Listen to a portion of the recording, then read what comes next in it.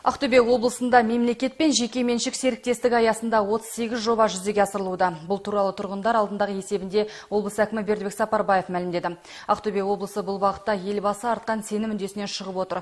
Еске салсақ, мемлекет пен жеке меншік серіктестігі бойынша Ақтөбенің тәжірибесін Нұрсұлтан Назарбаев үкіметтің кеңейтілген отырысында өзге облыстарға үлгі еткен болатын.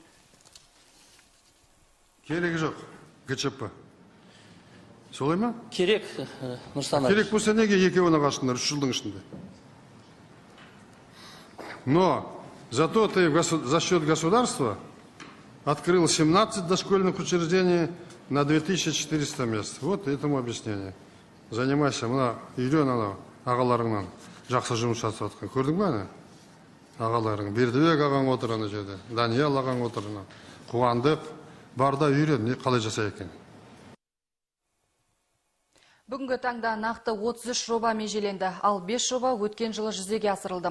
Оның ішінде психологиялық науқасы бар балаларға әлеуметтік қызмет көрсететін орталық және әйелдер мен балаларға арналған дағдарыс орталығы ашылды. 2 жылға жоспарланған жобалардың жалпы құны 28 миллиард теңге. Биыл 27 жоба аяқталу керек. Оның ішінде жедел жәрдем бекетінің, балалар стоматологиясының, офтальмологиялық орталықтың, мұз сарайының, оқушылар сарайының құрылысы бар. 56 балабақшаның салынуына мемлекет пен жекеменшік әріптестігінің тетігі қолданылмақ.